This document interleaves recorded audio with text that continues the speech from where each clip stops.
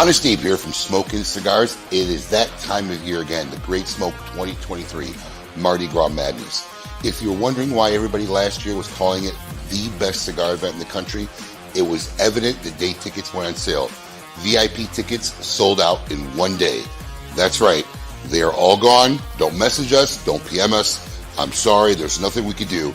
But there are still plenty of general admission tickets and virtual tickets. Once again, we'll be offering this event virtually as well as live. So for those of you who can't make it down, you'll be able to enjoy the festivities from the comfort of your own home.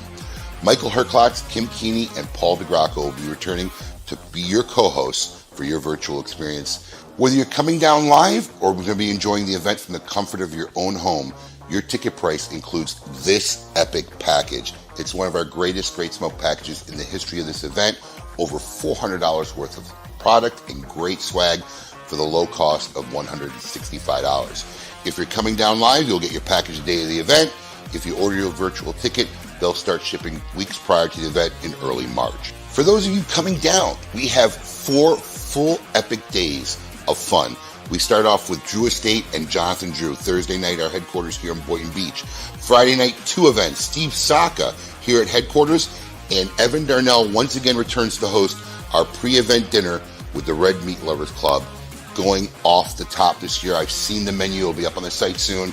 Incredible dinner. And our feature host this year, Michael Herklotz of Ferio Tego Cigars, who's made a very special cigar, especially for those attending the pre-event dinner.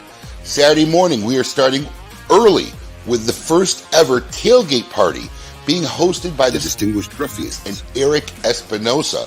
There'll be a very special cigar made exclusively for that event for the first 100 attendees who go to the tailgate party. And of course, the main event will be Saturday afternoon. And then that night, after the main event, you can head back to our headquarters here, where we'll have the man himself, Boofy Matt Booth, Room 101 Cigars, capping it all off with a beautiful Sunday brunch once again before everybody goes home from what we hope will be another historically, epically fun weekend. Do not hesitate. Tickets are selling this year faster than ever. Go to www.thegreatsmoke.com and get your live general admission ticket, your virtual ticket if you're going to enjoy it from home, and tickets for either the dinner or the brunch. Epic time. We can't wait to see you all there. The Great Smoke 2023. Mardi Gras Madness.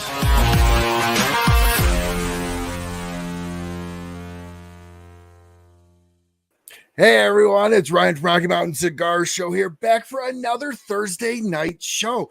You know, I start to think back, I'm in my 3rd year of this, and I've just been like blown away at the fact of how many people want to watch the show after, and I'm just always so humbled to jump on here and see how many people are actually watching the show when we kick on. Now, I have an absolutely fantastic guest, one that my show is very familiar with. A good friend of mine, somebody that I would consider a mentor. But before we get there, let's go ahead and give a shout out to all of our sponsors. We have BAMF Cigars, ROCF Cigars. We've got Christoph, Karen Berger, K by Karen Berger, I should say, as the shirt says. New Air Humidors, Sagrado, McAuliffe Cigars, as well as Axon Oak Bourbon. Tonight, I will be drinking the Axon Oak Cask Strength Port Cask Finish, which is very good. As you can see, that color is super red. Very, very nice. And I'll tell you what I'm going to smoke, but I'm going to let Kevin go ahead and say what he's smoking first. So let's go ahead and bring in the man of the hour. Well, I guess the man of the next 2 hours with me. Somebody that everybody pretty much knows in the industry, Kevin Shahan of Cigar Prop. How you doing, Kevin? I'm doing good, Ryan. Thank you for having me on.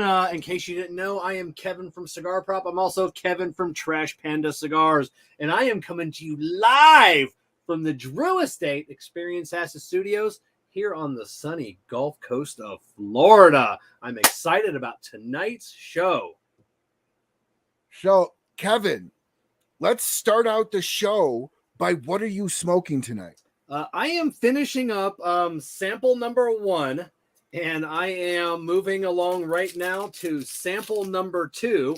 I forgot to mark these, so I don't know what cigars these are. They are both of these are our newest cigar that we'll be releasing here in the coming weeks or the coming month. Yeah, that's what I'm smoking. These are my last two samples from the process of blending a couple of new cigars. So can you hold it up and let everyone see what it looks like, what the color is? Yeah, it's a dark, it's cigar colored. It is cigar it is cigar shaped for some of you. It is round on one end, blunt on the other end, and it is filled with tobacco. Can you tell us anything additional about that? You sent me over some bands. Does one of these bands correlate to that cigar? Yes, I just don't know which one. This project has been in the works for so long. I honestly don't know what's in either of these cigars. It's been so long since I approved the final blend. I can't remember what's in these cigars. I'm not like Steve Saka. I'm not like Nick Melillo. I'm not like these guys that you'll ask them, hey, back in like 8 years ago, you had a cigar. It was a one-time release, and they'll like tell you all about it. Oh yeah, I remember that cigar. We sourced the Mexican San Andres wrapper from such and such farm. We used this priming, and I'm like, no, I'm not like that. I have a horrible memory.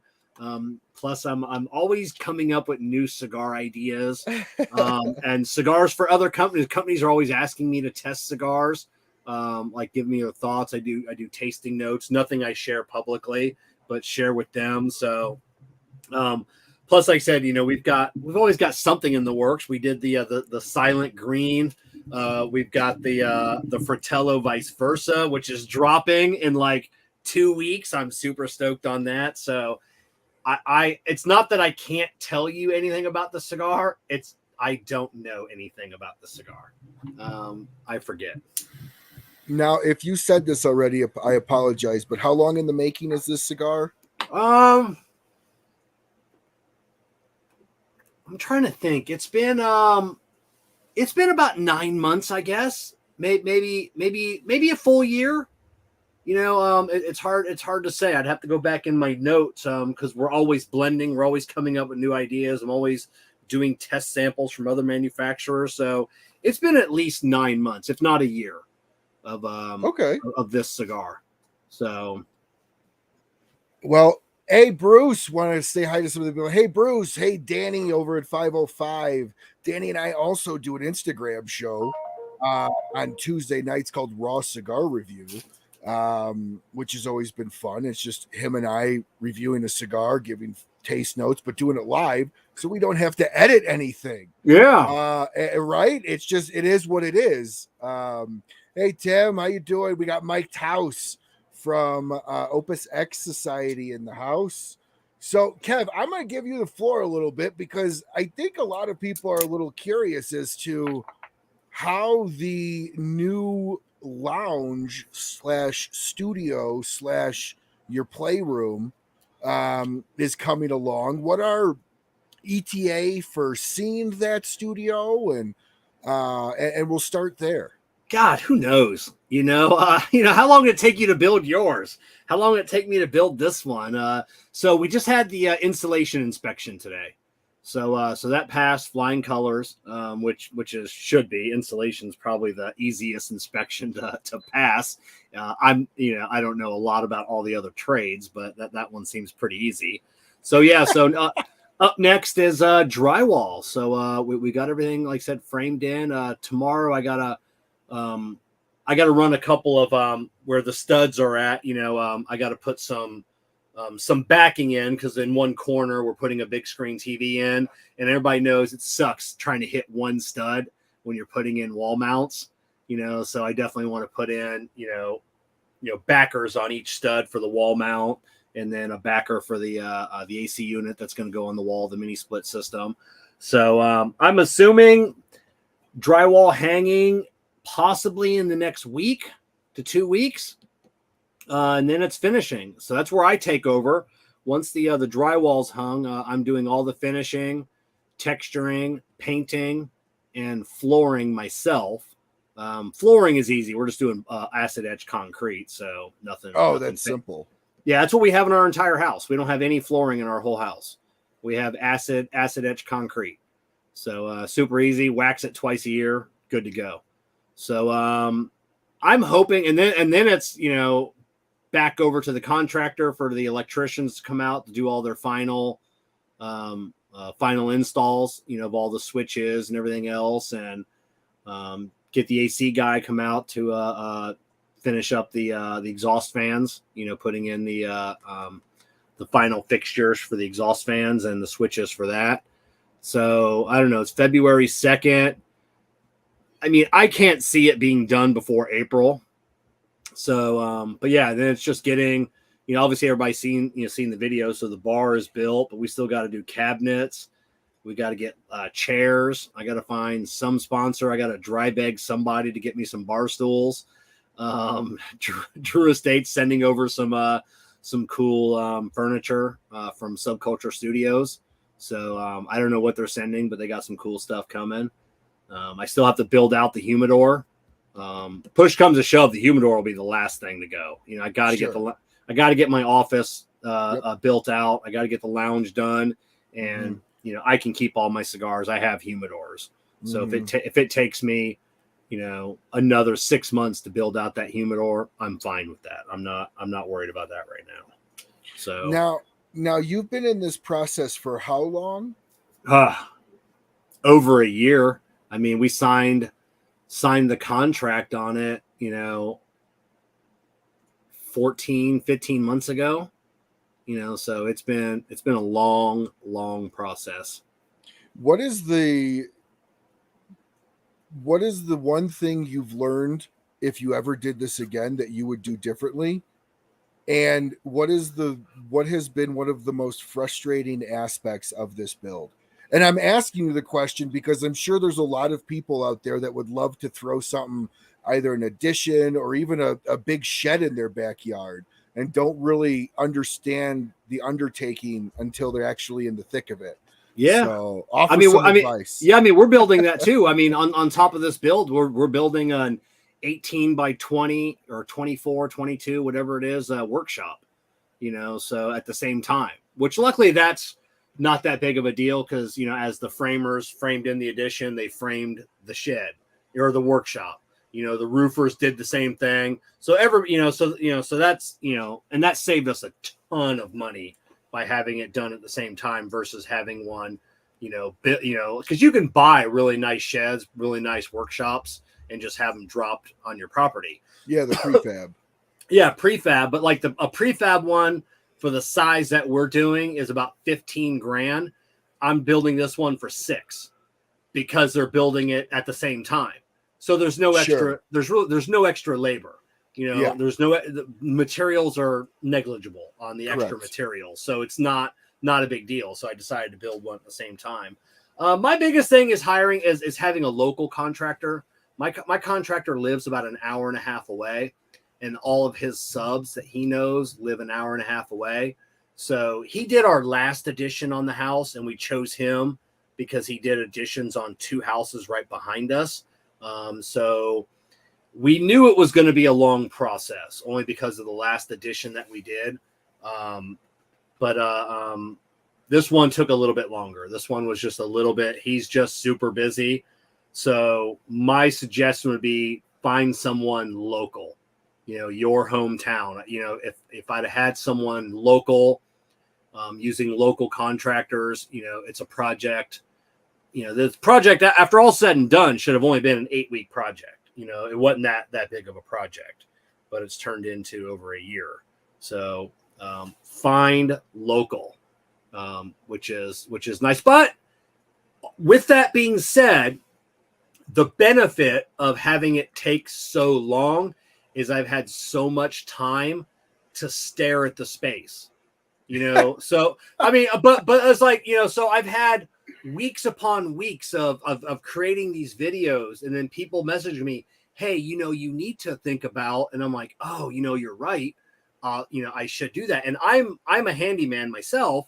So I can do a lot of this work myself. And my contractor, it's not one of these contractors that builds something and you're not allowed to touch anything. Sure. My contractor's like, I don't care what you do. You want to run your own Cat 6 cable? You don't care. It doesn't have anything to do with inspections. They don't care. It's nothing structural. I can't change anything that's going to affect an inspection or the structural integrity of the lounge.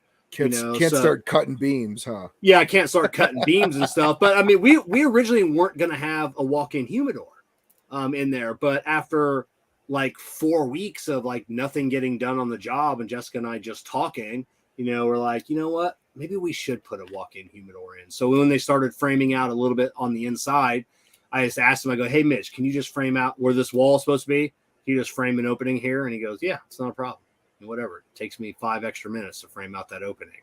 So that's been nice, staring at it, and then just coming up with all the other like different ideas that I can do, so that's been the nice part about taking so long. I've been able to, research the upgrades that I want to do without being a time constraint, because I said, if we decide in a contract and it'll be done in 8 weeks, I wouldn't have been able to do what I've been able to do, make the changes, do a few things myself in that time frame, because it would have just been done. So that's been nice. No, it's kind of a double-edged sword in that sense. You wanted it done, you wanted to get in there, but it's kind of been nice to sit and ponder it and kind of take the time. And I'm sure you've revisited the plans for the interior numerous times, it sounds like, since the start of this project. But Bruce brings up a pretty funny point, and I was actually thinking the same thing.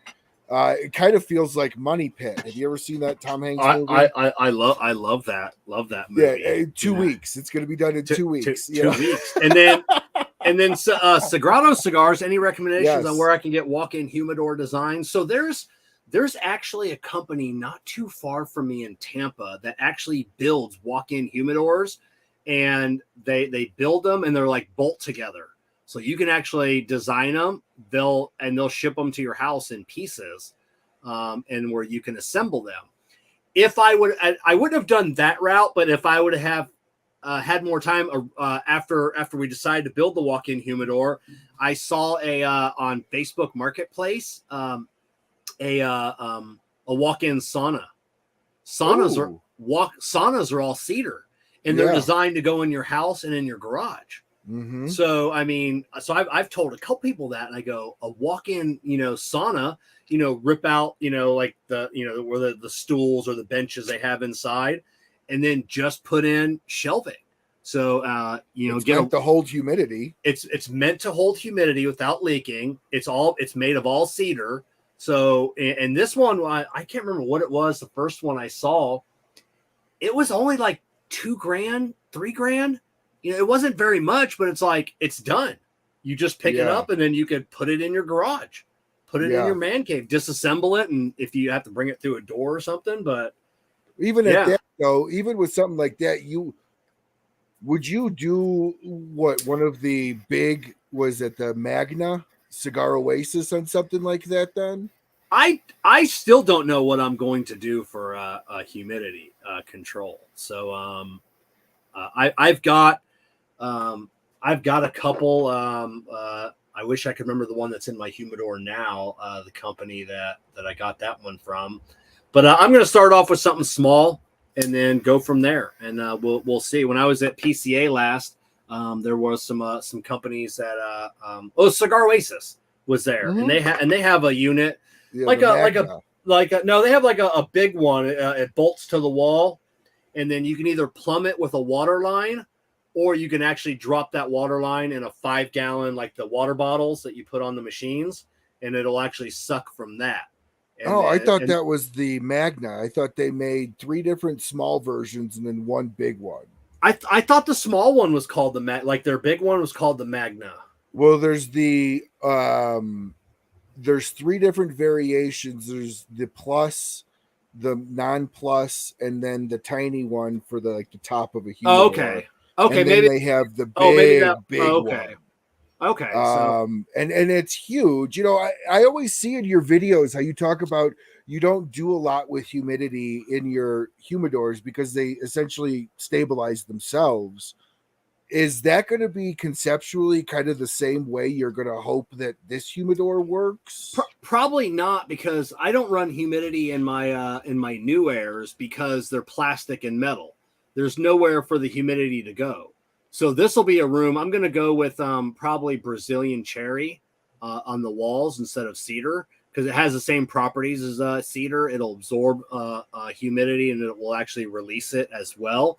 But it's like a third of the cost as cedar. Cedar's just, very expensive, ungodly expensive. So, and then we will have a big door, a regular frame door that go in and out. So you're going to lose quite a bit of humidity inside there.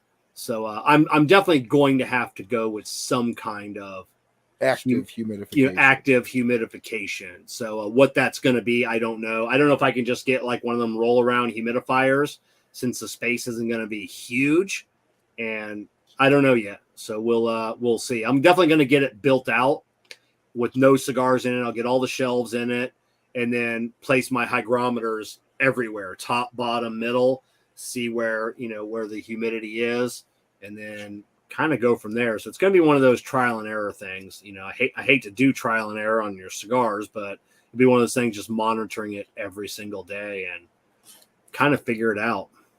So you're going to get, obviously, at least I hope you would get like the Wi-Fi humidifier or the Wi-Fi hygrometers, so you can like have just one screen of like 20 hygrometers at all time. You could feel like Homer Simpson just staring at the screen. Yeah, I don't. None of my hygrometers are Wi-Fi because I don't care. I don't care that much. On those. If I'm leaving town for like a week or something, I would just unplug my humidification device. If the door's not open and it's humidified in there, if something goes wrong and the machine freaks out and over humidifies everything, come back a week later, you can have damage. But if you shut it off for a week, who cares? Because I don't want to be 2,000 miles from home and then looking at my phone going, oh my God, I need to find somebody to go over there and do something. No, I'll just unplug it. Hey, Care, can you swing by the house real quick? Yeah, exactly. You can't do that here in Colorado. I mean, you shut off your humidification for a week here. You're done. That's why I always recommend people the humidor style, the new airs, the frigidors or winadors, whatever you want to call them, because they just seal that much better. Speaking of humidors, I want to kind of talk a little bit about these bands that you sent over to me, because clearly these cigars are going to be in that humidor probably. Yeah. So it's a nice little lead in. So I'm going to throw up one of the first bands that Kevin sent over to me. Now, this is an original Trash Panda release. I'm going to let Kevin explain the backstory, and then we'll go from there. So let me do this. Here we go. So Kevin, tell everybody what this is, anything you can about what to expect with it as far as blend and then ETA. So this is Cart Maith Bruscar. It's Irish Gaelic for real good trash. That's the that's the meaning behind it. So obviously real good Trash Panda cigars. There's still people in this industry that think I'm trash and I don't belong in this industry. So so we went with just real good trash, and I wanted to do a pay homage to my Irish heritage. It just I said I've got a book here I keep in my office, and it's an early history of the Shahan family. It was written by my great aunt, and this goes from 1678 to 1920. My entire family tree. Oh, you've talked about that. Yeah. Before. So it's the very first Shahan that came over here, Cornelius Shahan. And obviously the name Cornelius is taken by Cornelius and Anthony. So I would love to have that name someday. I've actually reached out to the owner a couple times, but he's so rich and powerful. He doesn't read his own emails and Instagrams.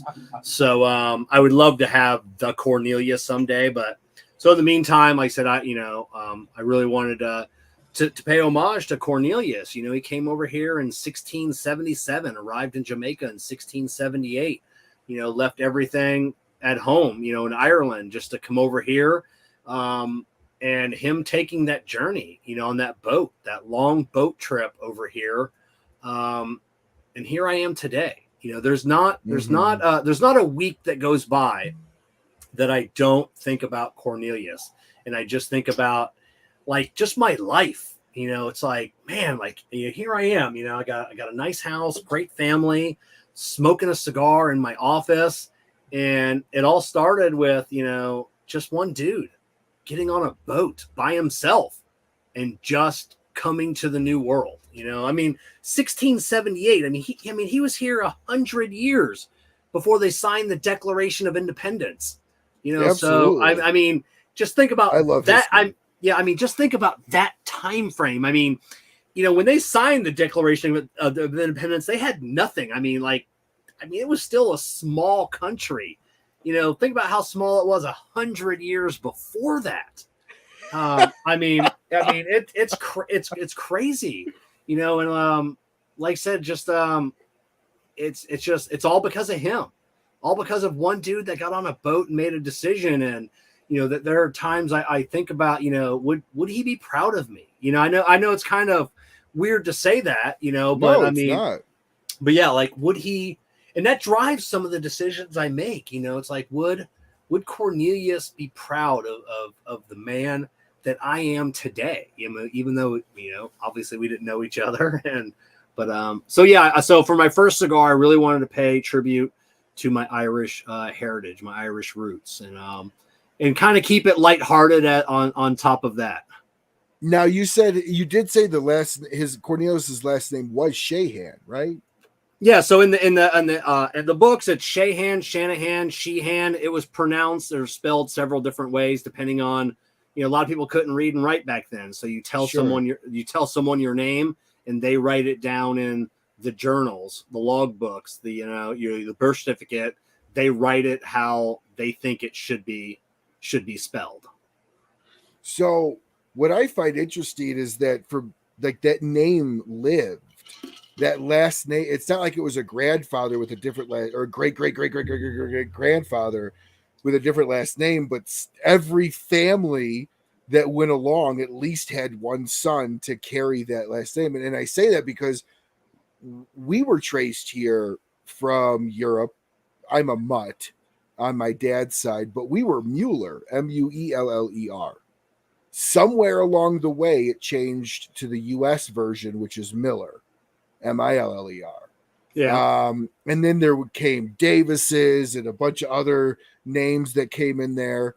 But like, that's incredible that name lasted 200 years in this country to where it is now, in fact, your last name. So that's got to be a little bit of pride in that name's been in the country for 200 years. Actually, over that. Yeah, over that. It is. And it's still a popular name in Ireland. It's the 75th most popular surname in Ireland to this date.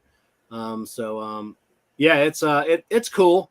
It's definitely cool to have that name, that in the history, the lineage, going through the book. We're not related to anybody famous. There's no famous like war heroes, in history, nothing else. We have been blue collar since the very beginning.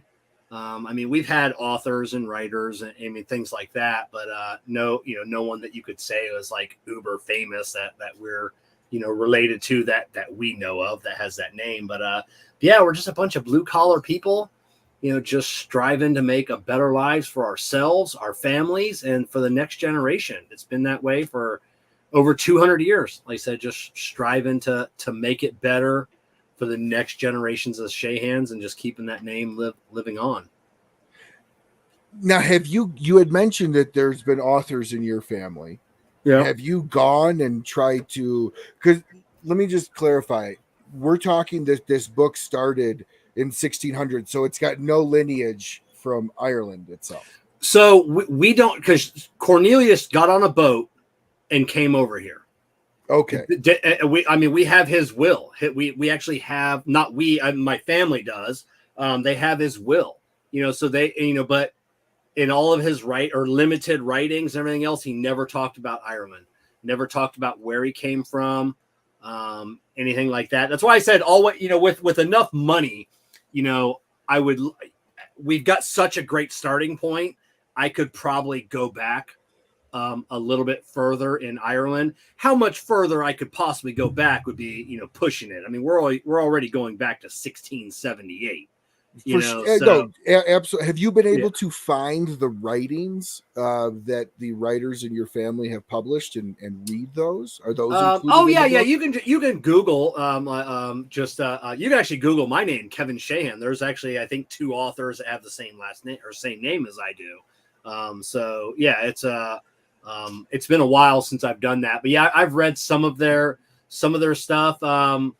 One of them's a doctor, so it's his writings are like papers and stuff, like in medical journals, but yeah, it's cool. No, that I like family lineage, family history stuff. It's always nice to know where everything came, because it gives you that sense of you're not alone when you look back and you see your own family even 100 years ago struggling, and you can kind of gauge how they got through that. And just, I don't know, my dad's dad was really, really big into our family lineage and traced us back to the late 1600s. He's actually from Ocala, Florida. Marion County is where my dad grew up and was born. And my granddad was there, bought a plot of land across the street from where he was born. And that's how it was back then. So there was, for 10 years, probably 15 years of my life, I never knew 6 houses down from my granddad was all cousins. Yeah, we never met because they were just so far removed from our core family, but they were all Miller. So that's fun and interesting knowledge. It's nice having that connection of just throughout history, of just knowing that, like my family, they probably built the railroad, builders of the railroad, builders of the monuments, builders of just everything throughout history. I mean, we've gone back so many years, there's probably nothing in American history that a Shahan hasn't touched, so that's, I don't know. It's just cool. It's very cool. I love it. I could go into this all night, but no, that I love family history and stuff like that. But let's get back to the cigar. So what is the makeup of the cigar, if you can give that away? If you can't, that's fine. As far as wrapper, I don't know. I honestly have no clue what is in this cigar. I tried to search my notes ahead of time, and I don't know where my notes are at. So I don't have a clue what is in this cigar. So I'm not one of these. I guess now that I have 2 cigars, I am an actual brand owner now. I own a officially. Brand. I am officially a brand owner. I'm not a brand owner that's ever going to tell you that I blended. And maybe I will. Maybe one day I'll get to the factory, and like James at Sinistro wants me to come down there and actually work with tobacco and actually blend and be integral in the process. But I didn't do that on this cigar. I said James at Sinistro, he blended the Silent Green for us, did a fantastic job. Great, gave us some samples. When I wanted to come out with one new cigar for Trash Panda, we sat down, we talked, and he's like, "What do you want?" And I go, "I want you to come out with something that has that Sinistro quality that I like in a cigar, and that a lot of people like in that cigar. A little bit of that grittiness, a little bit of that boldness to the cigar." But I go, "I just want you to think outside the box." I go, "What have you not made that you've wanted to make?" And he's like, I kind of need more info on that. I'm like, "You're not getting that. And I want you to make me a fantastic cigar." and I just want you to go just wild with it, just play with it. And so he sent some samples over. I had some notes for him. So we ended up coming down to 3 cigars, like 3. And I wanted to produce all 3. So I sent samples out to a couple of people, and they all agreed on 2 cigars. Like, these are banging. These are just off the charts good. One cigar, everybody's like, it's good, but like, it's not as good as the other 2. So I'm like, all right, so let's just do 2 cigars instead of just the one. So we ended up coming out with 2 cigars, and I had nothing to do with the blending process. Like I said, I'm always going to be honest with that. I'm slapping my name on. I appreciate that. I'm slapping my name on somebody else's work, but at the end of the day, they worked to provide me with something really cool. I mean, James knows my flavor profile. We've worked on the silent green. We've talked in depth about cigars before. He knows what I like. He knows what I don't like. So he wanted to blend something really great for himself, but he did also want to blend something that I was going to like and I was going to enjoy, and then, you know, ultimately had final approval whether that cigar was going to be made or not. So that's really what I wanted. You know, like I said, I'm not just gonna, like I said, pull punches and tell you this story about, you know, whatever, you know, just these you got rare hit with a lightning bolt. Yeah, these rare tobaccos that I wanted to work with, and we hunted the Amazonian rainforest, and we came across we were dying of dysentery, and when these pygmies saved us and they brought us to this field where they were growing this tobacco, and we actually bought out the tobacco, and there's no story like this. We just sourced the single best tobaccos that we could find and replicate over and over again. That was one of the big things. I don't want to be just a one and done on these blends. So, you know, I do want these 2 to be the start of my core blends. So the tobacco that we have now has to be sourced, you know, being able to be sourced in the future as well. Obviously it's always going to change, but just because it's a natural product. So, that'll be James's job, you know, to make sure going forward that the blend always tastes the same, even though we've got to tweak it a little bit here and there, so. But yeah, so, that's the Carte Maith Brusquer. So you're essentially the singer that takes the song that somebody else wrote and brings it to number 1 and sells platinum records out of it. That's what our hope is, you know. So, yeah, that's what the hope is. So yeah, that was the first car, real good trash. So yeah, we'll see how it goes. Awesome. I'm gonna throw up the next one. Tell us a little bit about this. Laces out, this. Dan. You know, I mean, I'm a huge fan of those colors. I mean, those colors don't represent any football team at all. So I don't want anybody thinking that I copied anything. Those are just my favorite colors. That just happens to be, colors of possibly another football team out there. It is what it is. But yeah, Laces Out, Dan. I mean, it's probably my single favorite movie of all time. It's perfect. It's the opener in that movie when he's kicking the box. Yeah. Is just fantastic. Yeah. It sounds broken. Yeah, it is. You should maybe file a claim on that. It's so good. It's so good. But anyways, please continue. Yeah, it is. So and I just we were talking about this and after I picked the because when we were doing the blends, I didn't have the names picked out yet for the cigars at all. So it's not like the names went with like I smoked this cigar and I got this name. That's not what it's about. I was actually interviewing someone else on my show, and we were kind of talking about football. And then I go, why hasn't anybody come out with? And I'm like, oh, that's a great name. I'm like, I'm going to take that name. So I didn't say that on the show, just like as soon as I said it, I let's get by this. So I don't want anybody thinking about this name at all. Let's just keep the conversation going. And so I reached out to my graphic designer and I'm like, hey, get a cigar band, and they worked up something cool. So, and that's where that name came from. Because it's just one of those cigars. You're going to see the name and you're going to think about that movie. It's going to bring you back. Cigars should always be relaxing. Yes. But I think the bands sometimes should bring out something in you, when you see it, it's the real good trash. You see the Irish phrase on there, I think there's more people with Irish heritage than any other, country, represented here in the US. So a lot of Irish people are going to look at that and like, oh, that's kind of cool.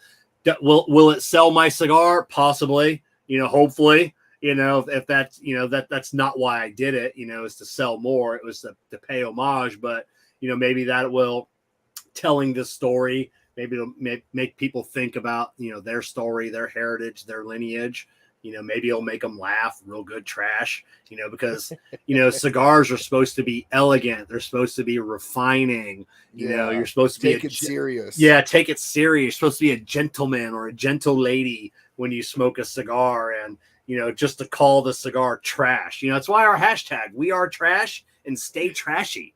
Own it. Own it. We're all trash. We're all basic trash. Just own it. So and that's what I'm doing is I'm owning it. But yeah, then the other one just laces out. I want people to, when they look at that cigar, I want people to go, laces out, Dan. It's exactly what I did when I saw the band. I even texted you. Love the Ace Ventura reference. Yeah, I want people to say that. Laces out, Dan. So when you buy that cigar for the first 100 people or so, you're gonna get a rally towel that has that image on it as well for the band. So the laces out, so people are gonna get a rally towel. Now is that the first 100 of any purchase? 5? I don't know. I haven't figured it out yet. I don't even know my pricing on everything. I'm probably not going to make any money. So it's I don't know. We'll figure that out. So I don't know. It'll be the first 100 that buy a 10-pack or something. I don't know. So and these will all come in. They're all come loose. They're shipped to me in bundles. Obviously because they can't ship them loose, but no boxes, okay. No fancy no paper wrap. No paper wrap. Because we all throw that shit away. It all goes in the trash and it all costs so much money. A box, like on wholesale is like $7. So if you're in a 10 count box, it's almost $1 a cigar, 20 count box, 50 cents a cigar, whatever it is. Everything just raises the price of the cigar, and then we just throw the boxes away. We throw the paper bundles away, and it's just like, man, it's just, does anybody really care? Some people do. Some people like a box, but so they'll all be shipped in, thick 5 mil plastic bags, so you can store the cigars in the bag if you don't have a humidor. They all ship with Boveda. So, but yeah, no, and that's what says on our website. No fancy packaging, no fancy boxes. If I ever do retail, it'll probably be like the cardboard, like thin cardboard display boxes that you see, like lighters and vape, all that stuff comes in that thin cardboard. Just something to give to a retailer that has a barcode on it, so they can whatever scan it. But that's in the future. We're not thinking about that right now. So we're just trying to give everybody a good quality cigar at a good quality price, and that's what we're I'm not doing anything different than any other manufacturer out there. I'm not going to say I'm redefining how cigars are sold. I'm redefining how cigars are made. I'm not. I'm just making a cigar, for a cost-effective price to make people happy, so I can go on vacation somewhere nice. That's it. So I can make a little bit of money. That's it. You're 100% though right about the boxes. I keep my boxes, but I don't have the amount. I don't purchase the amount of somebody like you or other people that have thousands of cigars. I can see where those boxes stack up. But when you go into a lounge, oftentimes you see stack of boxes in the corner or several stacks that says $2 a box, $1 a box. Like all around, it's a loss of money every way through because the shop owner's not recouping the actual cost of that box. It's an inconvenience for them to constantly be throwing them away or stacking them and trying to sell them. So I think more companies, I agree with what Bruce said, should offer that, or at least if the lounge owner has the box, just send them the bundles. Exactly. Some manufacturers will send bundles to replenish boxes. I was on a show, I don't know who it was, and it's like a year ago. I can't remember the name of the show. It was from the guy from Cigar Journal overseas had me on his show, and it was a round table. There's a few other people as well, and we were talking about this topic, and I said it's going to take one. It's going to take one of the big guys to finally say enough is enough. It's going to take a Drew Estate. I'm Padron. You're never going to see it. Maybe not Fuente on some of the Opus X, but it's going to take a Drew Estate, a Padron, whoever, to just say, you know what, we're done. We're done cutting trees down. Obviously, you still got to cut trees down to make cardboard boxes, but it's a lot less cardboard, and plus you can use recycled cardboard. But once one of the big guys does it, everybody is going to follow suit. Everybody's going to be like, oh, thankfully, we can stop just pissing money away on these boxes and stop hurting the environment, cutting this stuff down. It's just, but until then, like I said, someone needs to do it, at least not across the platform, but possibly someone like Drew Estate making a really nice cardboard box that can be displayed. It could be a thick cardboard box, but something that can be recycled easily, and that people are going to love. Originally in cardboard. Yeah. I have an old Have a Tampa box. Yeah. Yeah. And it's all cardboard. It's thick cardboard. So staying on that point then, like, do you think they would give up that cost and put that into the saving side? They would. The consumer? They absolutely would. Because that all goes into the price of a cigar. Everything goes into the price of a cigar. When some of these manufacturers launch a cigar, what goes into the price of that cigar is also their budget for advertising on that cigar. So we've got this cigar. So I've got for this project, for these two cigars, I've allotted $1,000 per cigar in like advertising and swag and stuff like that. I'm not taking that hit. I'm putting it into the price of the cigar. So yeah, so all that stuff. I mean, for me, it's little. I mean, it's going to be 10 cents a cigar, 5 cents a cigar. So it's not really that big of a deal. But when you've got some of these manufacturers that are pumping out the swag, or they launch a cigar and they take out an article here and there, and it's 10, 15, 25, 50, $100,000, that can raise the price of a cigar $1 a cigar. Oh, for sure. So, but that, like I said, that goes into the price of a cigar along with a box, along with the packaging, everything else. So, so if they can get rid of a box and lower their price, across the board, because it's not just like the price of the box, it's the people making it. It's the, how do you put a price on the environment of cutting down, so many large swaths of trees in Central and, America, and wherever, Africa, China, wherever these, large forests are for these trees. A lot of cigar boxes are made in China. They can come out and say, hey, we're going to do our part. We're going to help the environment. We're going to stop cutting these trees down. We're going to, come out with the coolest boxes that we can. And if you don't want to keep them, you don't have to throw them in the trash can to go into a landfill. Put them in your recycling bin and just recycle the boxes, and they all go into a better environment.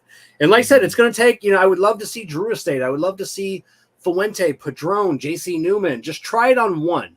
Just try it on one line.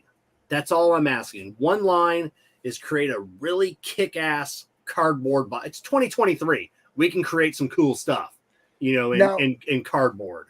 Now, with that said, do you feel, because I personally, if I'm buying a Lost City at $40 a cigar, in my state, $40 a cigar, and I'm buying a box amount, I want that box. So is there like Yes. a dollar amount where you would be Well- like, if it's $20 a stick, it should be in a box? That's going to be up to the manufacturer to decide that. I'm with you, Ryan. I mean, I'm a cigar geek. I'm a cigar nerd. I know what goes into a cigar. I know a Padron 64 in a cardboard box is the same Padron 64. It's in a wooden box. A guy walking into a lounge though and seeing that, he's like, oh, it's in a cardboard box, and like, but if you walk into a Corona cigar or a Smoke Inn and you see rows of cardboard boxes, and then you see your Padron 64 in a nice wooden box, you're going to know there's something special about that box. Like that cigar will always be in a wooden box. The Liga Privada T52 is always going to be in a really nice wooden box. But the Herrera Esteli, nothing wrong with that cigar, or not the Norteño, nothing wrong with that box, or that cigar, but does it need to be in a really nice wooden box? I mean, Probably it's not a $5 cigar, but it's not a $20 cigar either. So Correct. yeah, I mean that cigar can go in a cardboard box next to, a bunch of other cardboard boxes, and nobody's going to care.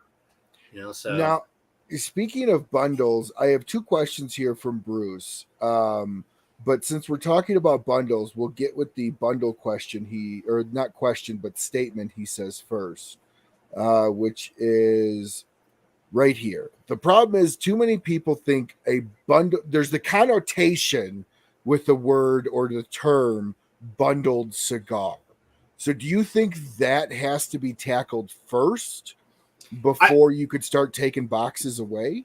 I think over time, people, the people that are thinking that, I don't want to say it's the old guys, it's the old guys thinking that, but I talk to the next generation of cigar smokers, the younger people, and they don't care.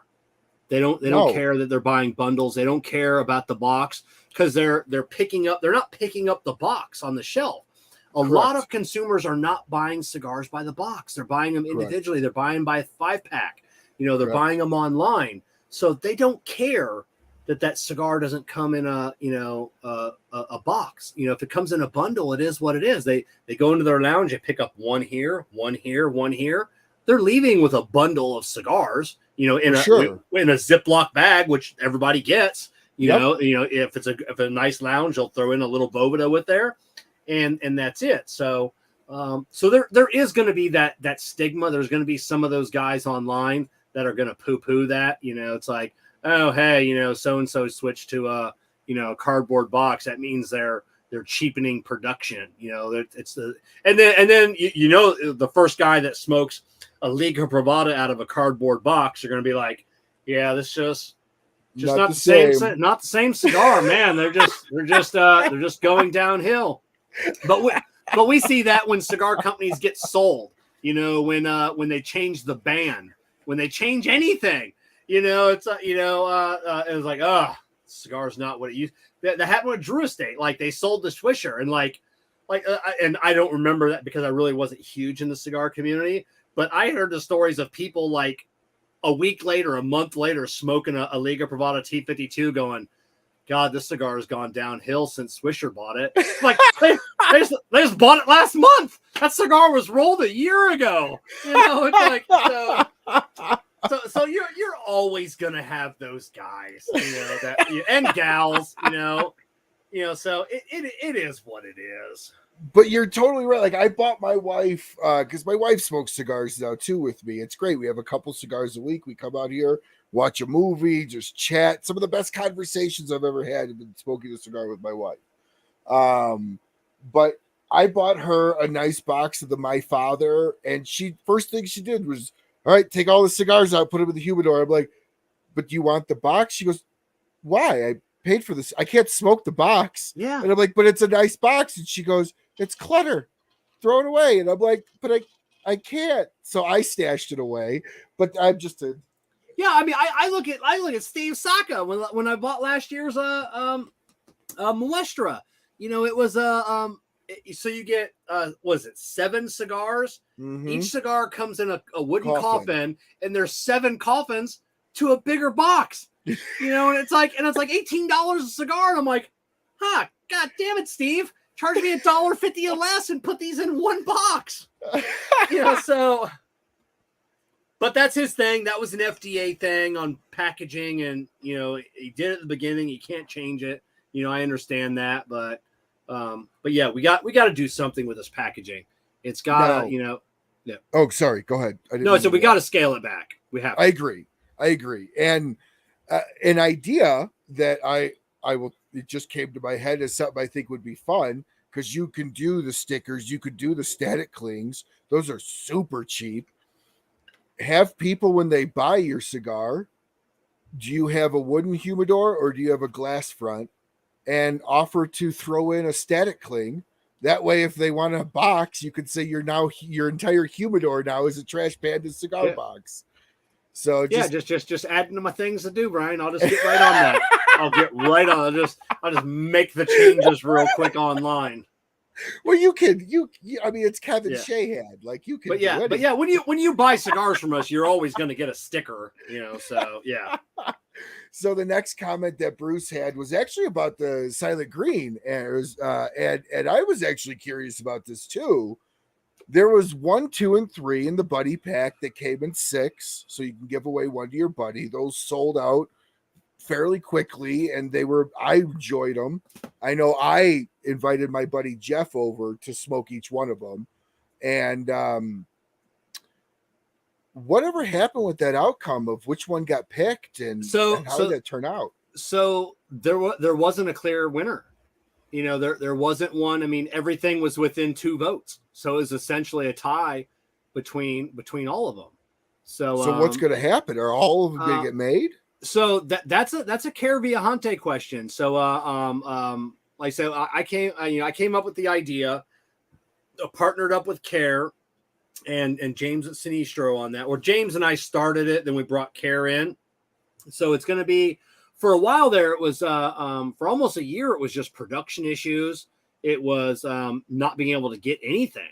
You know, all the supply chain issues really hit us hard for that, because you know, it's tough, you know, when you're only making, like, when people think of 1,000 cigars, like that's a lot of cigars. Nobody wants to make 1,000 cigars. Nobody. No. You know, if you're not making 5,000 or 10,000 cigars, like nobody wants that project. You know, so now when you're talking about, you know, making 10,000 cigars, you know, even at a wholesale price, you're talking about a large investment. So you're going to see at least one of these cigars coming out. And that's still Care is still, you know, mulling over the future of that project, because he has his own cigars too, Stogie Road cigars. So he's, you know, he's working on, you know, his cigars as well. So so if this comes out, would this be a Trash Panda? No, this is a Stogie Road production cigar, the Silent Green. So I have essentially, I came on board, we got the project going, and this was always going to be, you know, Care, you know, if this is a cigar that you want to, you know, move forward with, maybe one day if he just decides, you know, hey, I don't want to move forward with this. Oh, hey, there he is. I don't want to move forward with the project. Maybe I will. You know, we'll see how that goes. But as far as I know, he still eventually wants to move forward with this project and go from there. But if people did not get the Silent Green, the Buddy Bundles, we sold out of the initial run, but Care and I held back because we wanted some for our own. You can still get these at VSR Cigar Fam. He did put some more online. Oh, that's awesome. So yeah, so people can still get those at vsrcigarfam.com. The Buddy Bundles are still, I think he's actually got them individual. So you can buy, if you liked the number 1, the 2, or number 3, you can buy singles or 5 packs of each individual cigar, or you can buy the Buddy Bundles themselves, each with 2 of each of the cigars. So well, that's the best testing you can get. Then you just make and throw in the one that sells the most of after X amount of months.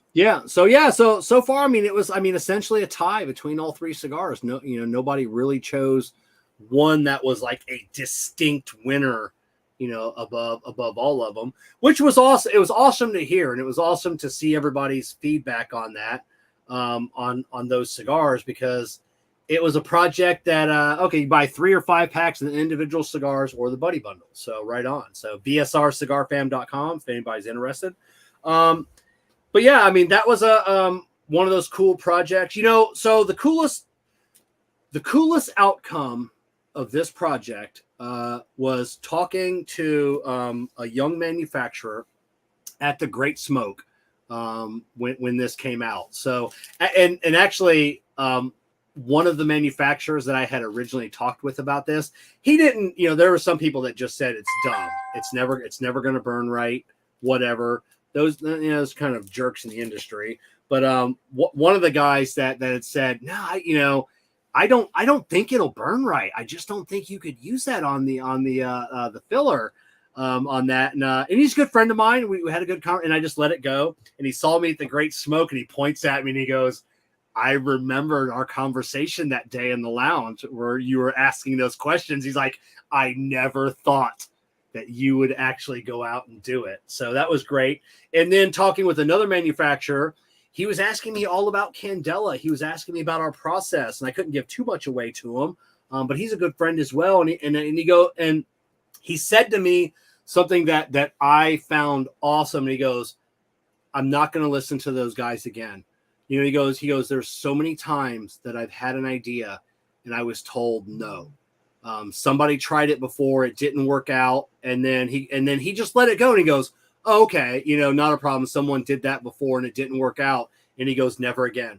He goes, never again will I let somebody tell me no, because just because you did something 15 years ago, our technology has changed in 2023, big time. So, he said never again. And I felt it was such a cool moment because, like I said, it's, I just felt like I changed, not the direction, but I changed somebody's mind. I had an impact is what I'm trying to say in someone that is like well-known. I mean, like now he's like a big time cigar maker and he's still a young, I call him a young kid, but he's probably my age, but a little younger. But yeah, I had a cool impact on the way he thinks about tobacco and the way he thinks about cigars.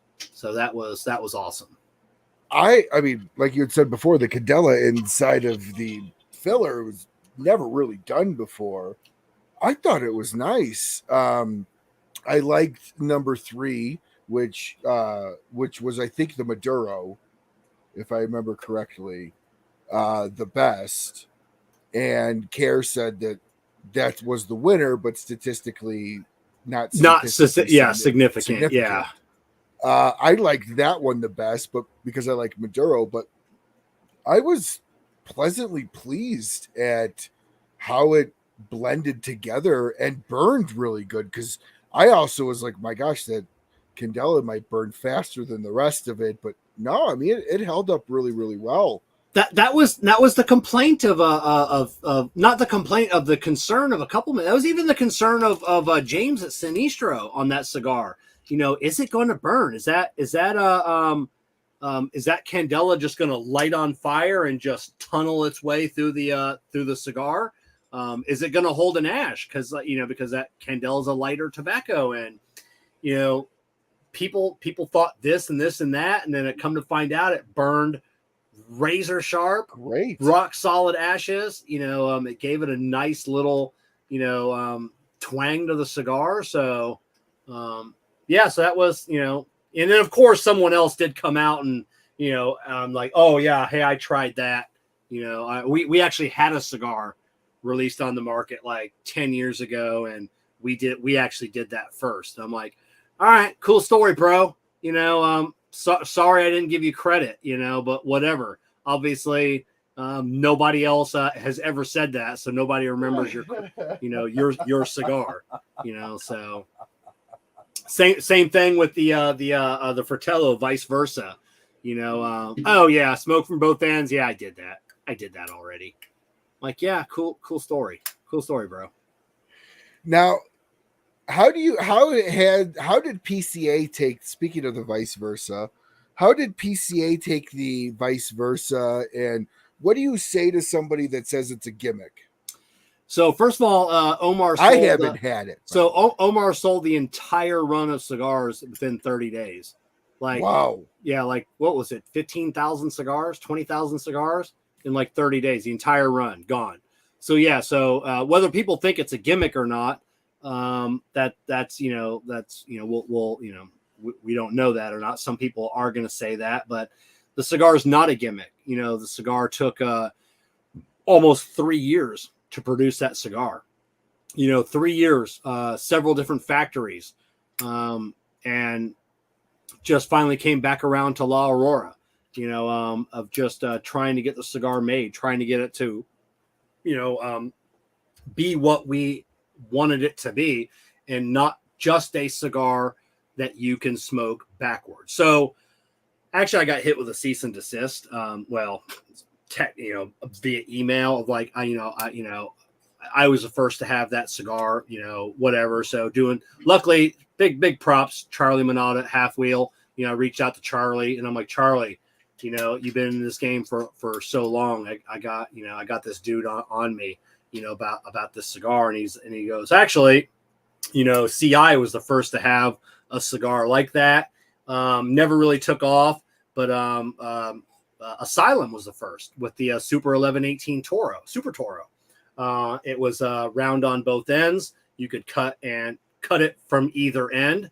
And so I reached out to Tom Lazuka, sent him a text one night. And I'm like, Tom, man, I said that, I got a cigar coming out with Omar, sent him some pictures and everything else. And I go, the cigar kind of looks like the one you did 20 years ago, whatever it was. And I go, where do we go from here? And he's like, bro, congrats. Hope the cigar does well. Run with it. So I'm like, oh, sweet. Thanks, man. He could have been like, hey, you can't do that. We were the first to do that. But, Tom was just so nice about it. It's like, yeah, sure. Hopefully it does better than ours did. Because, obviously if it did well, they would, they'd still be producing it. But ours is designed to be smoked, completely different depending on which end, you cut and light. It's not just a cigar that you can smoke backwards, period. It's a cigar. If you light it on one end, heavy Ligero, you're going to get spicy. You're going to get boldness. You're going to get all of that up front. And then it's going to mellow out and taper off. And then you're going to finish with a smooth, creamy cigar. Or you can start off with a smooth, creamy cigar and let that intensity build and finish with a powerhouse of a punchy cigar. So it's closed on both ends then, right? Yes. Okay. And that's a feat in itself, because I know drying out, like that's an issue to have a dual closed end cigar. That's a problem that hopefully we've worked around by extensively aging the cigar in the cool room and letting it before capping. With the caps on it. Oh, okay. So obviously the cigar is a permeable material, so any of that moisture is gonna wick its way through the cigar, itself. So we think we've got it. The cigars will be landing here in a week or two, and they'll be at a select group of retailers, throughout the country. So it's a one and done project. It was the Fratello 9th anniversary cigar. Like I said, I can't remember what we made, 15,000, 20,000 cigars. Wow. But it's a one and done cigar. Mad props to Cigar Coop. He was talking about it on a show that he was, I can't remember if it was his show or somebody else's show that he was on. And he goes, this might be the first, or cut it in the middle. I'll get back to that in a second. But he said this might be the first cigar in history that makes someone's like top 20 list in two different spots, depending on which end you cut it from, So, hey, the Fratello vice versa, smoking it the bold end, that made my cigar number 25. But smoking it from the light end, that made my cigar number 9. So that was kind of cool. But yeah, doing all the testing, the one thing that that Jessica and I would do is because it's not a small cigar at all. I can't remember what it was, 7 inches offhand, but cut it straight down the middle, straight cut it and cut it in half, and now you have 2 nubs. You've got a smooth, creamy Connecticut, and you've got a bold, basically Maduro. So there have been times where she would smoke one half, I would smoke one half, and we each have a little cigar. Or I cut it in half and I smoke the lighter end for breakfast, and then I just leave the other end on my desk, doing some paperwork, whatever. Lunchtime comes around, I pick up the other end, and then I just smoke the other end. So I have 2 cigars now. It's incredibly. I hope I could get my hands on one. That's very fascinating. I would certainly love the opportunity to try one. Unfortunately, I would have to look online for those. My guess is they will be at Trash Panda. Yeah, they'll be on a Trash Panda. We've got I got 2 cases coming in, so 2 master cases. So I'm going to sell one, and then I'm going to hold on to another one for a couple of years, and then sell it to see how they age. And then VSR Cigar Fam, Kara's got a case coming, so you'll be able to get them on bsrcigarfam.com. And then I'll post a link as soon as Omar gets the list of retailers. He did post it back in October, so but he's going to get that list together for me of all the brick and mortars and online retailers throughout the country that'll be carrying that cigar. So everybody will be able to get it. I'm sure there'll be a little bit of a media blitz at the beginning, so you're going to want to keep an eye on that. I don't think they're going to sell out super fast, but I would love to see them sell out, super quick and get out there in the media. I'm hoping the media guys are gentle, but I'm always open for any feedback. And at the end of the day, like I said, another one, I did not blend the cigar. Omar blended it. Like I said, I was able to give my constructive feedback on the cigar throughout the blending process, and whether he took any of that into consideration or not, I don't know. He didn't tell me. He was like, hey, he didn't say, hey, based on your feedback, we made these changes. But at the end of the day, it's his cigar that represents his company. So I just gave him a really good idea. So last year, you had probably the most collaborations released thus far for Cigar Prop. What was it? Back in Black. Yeah, we did Silent Green. Yeah. Vice Versa was supposed to be released, but we'll count it because it was shown at PCA. Yeah. So we had some good some good collaborations, and we've got some more collaborations that'll be coming out.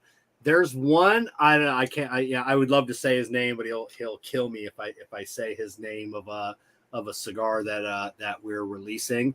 Another idea of mine, and it's such a fantastic idea. If we can pull it off this year, it'll be something that the cigar industry has never seen before. And I can give us a taste, and we can honestly say this. It is no, I can't, because it's because he'll absolutely kill me. But it's such a cool idea. It's such a cool project, a collaboration that when people hear it, your mind is going to be fucking blown when it's like, oh my God, I cannot wait to get that. It's going to be so cool. But we're still trying to figure out if it can even be done. That's how intricate and time consuming this project is. It's just, can it even be done or not? So if it can be, it's like going to rock the cigar world. So is that something that we may see Q3, Q4 of this year? Yes. Okay. Yes. So we're hoping to have that this year. So that'll be super cool. Working with another manufacturer on a cigar. I guess I could probably say it's a super premium Candela. Nice. I mean, like super premium. Like this might be like the first $18, $20 Candela. Oh, it's Steve Saka. We know it. Then. No. Oh, God, Steve, yeah. So yeah, I mean, this might be the world's first super premium Candela out there. But that's a project that has gone through half a dozen blends and just yeah, so we'll see how that one comes out. So what is the one thing you enjoyed? Do a little reminiscence for last year, and then I want to kind of talk to you a little bit about where you started and where you are now, because I think you would agree it's completely different than where you are now in the, let's be honest, relatively short time that you've been doing this. So what was the one thing you took away from last year into this year that was a learning moment? Patience. Things don't happen quickly in the cigar world. Just take the 2 cigars that I have now. I thought, all right, let's come up with some blends. Let's get these things rolled. Let's get a band put on them. And when am I going to have these in like 30 days, 60 days? No. Yeah, yes, I could have. Like, what do you want? Do you want some, short fill cigars? Do you want something that we have laying around? Do you want me to just rebrand somebody else's? Because that those are all possibilities. You want to make your own cigar? Yeah, we can take a Rocky Patel Ed. Nothing against Rocky Patel Ed. I love Rocky. Nish, Nimish, great. But that Edge, has probably been private labeled more than any other cigar, on the planet. And Rocky will tell you that. People will tell you that. You go into a lounge, it's like, hey, you have a lounge exclusive. Yeah, this is the Rocky Patel Edge that has our band on it. So yeah, I could have done that. Yeah, just patience. It takes a while, when you have a cigar and a blend and you don't like something, you're not getting another one for 6 weeks, unless you're down at the factory, like you can't, like I can't make that that decision right away. It's like, okay, we need to make it a little, and it's really difficult working with me because they're like, hey, it's a little too spicy. Oh, well, here's the blend. What do you want to take out? No, just make it less spicy. Yeah, I want the cigar to taste more chocolatey. Well, what do you want to put in it? I don't put chocolate in it. I don't know. Just make it more chocolatey. And so Hershey's. So yeah, it's a little difficult working with me because I'm not a blender. I'm not a master blender. I'm just a brand owner, that knows what I like. And I just don't know tobacco, and I'm never going to say that, maybe one day I will, but like I said, I'm never going to pull any punches with anybody and tell anybody some weird stories. So patience is the one thing I learned last year. Just patience. And that's not just, just with cigars too. I was injured all last year. I had, a torn MCL, so, same thing with that. I thought, yeah, we'll get a little rehab done. I'll be back to work in, 6 weeks, 12 weeks. Here we are, 14 months later, and I'm still not, fully recovered yet. So, yeah. So when you look back and I looked back at one of your first review videos, and if I remember correctly, it was the Factory Smokes Candela, right? Or one of the first was that. Yeah, it was probably one of the first. I mean, the first was the Camacho Criollo. The Camacho Criollo. Yeah. Because you were in front of your tools and a pegboard in your garage, no hat, not even really a long beard. Like it was a young, youthful, virile Kevin. But I was still pissed. I was still pissed off in that video too, So, but yeah, I look back on that and I look at the time frame. That's only been like 5 years. I know. 5 years from when I turned on a camera for the very first time and spoke to an audience that I didn't have. 0 subscribers, new YouTube channel. I spoke to people 5 years ago, and here I am now. Kevin from Cigar Prop, Kevin from Trash Panda Cigars. I have, I've got, the best cigar blenders, brand owners, in the industry, working with me, taking me seriously, it's weird. It was weird watching KMA Oh, not KMA, Abe the other night when he went live with Robert Holt from Southern Draw Cigars.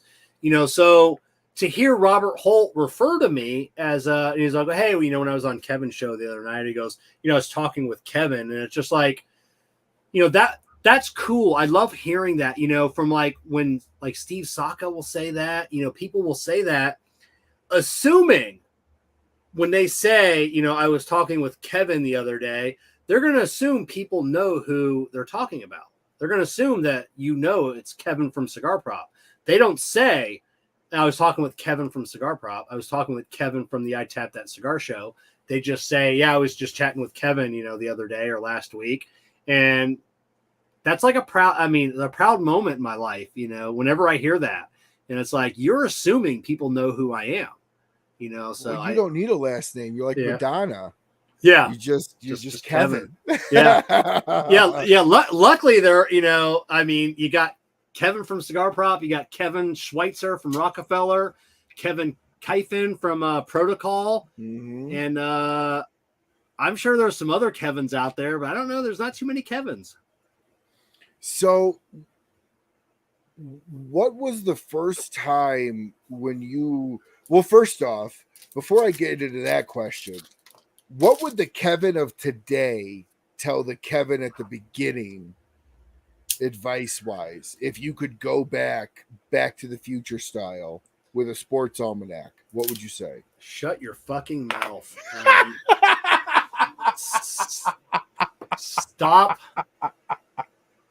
Think about what you're gonna say before you say it. But with that being said, some of the dumb shit that I have said that has got me called out in the cigar industry, and it has got me called trash and everything else, that's also gotten my name out. There's no such thing as bad press.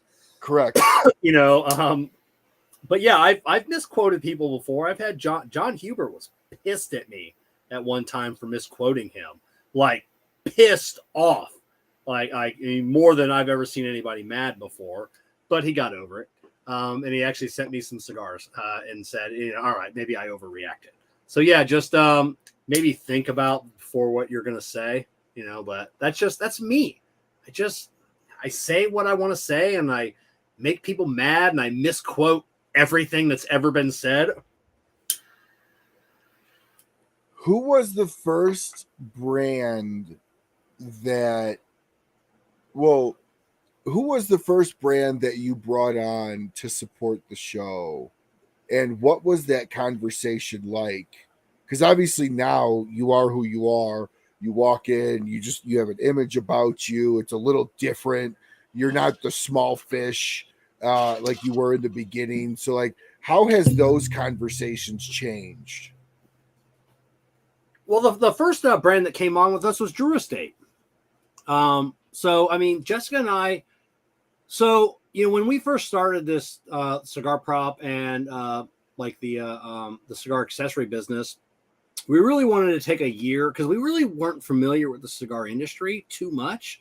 So I wanted to take the first year and just have fun, just smoke cigars, engage in all the Facebook groups, not promoting myself at all. It's one thing we never did. We never just said, promoted, hey, Cigar Prop, we make accessories. We just smoked cigars. We had fun.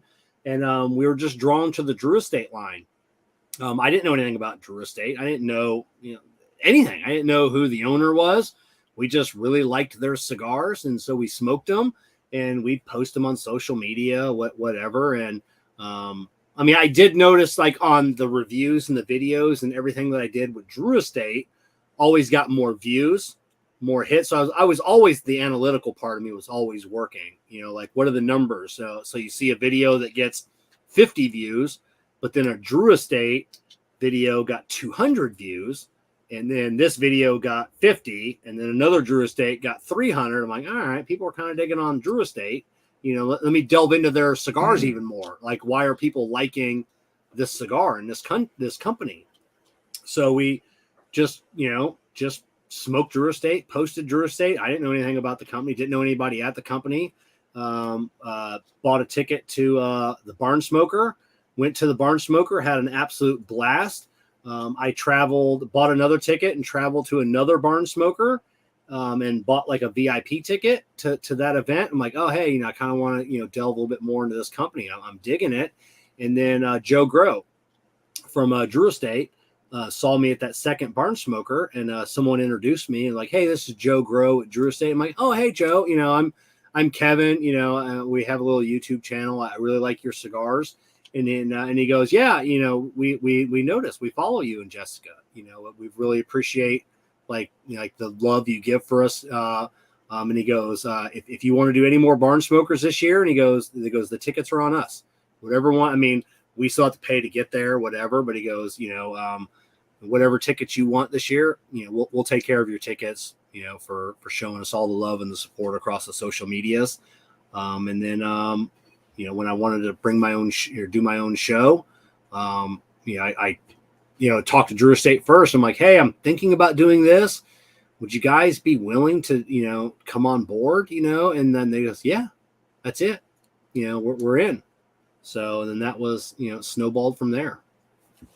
Now, if somebody is watching this, because I say this because I feel I came in doing my show, and you and I talked very early on in the progression of my show and have stayed in contact since.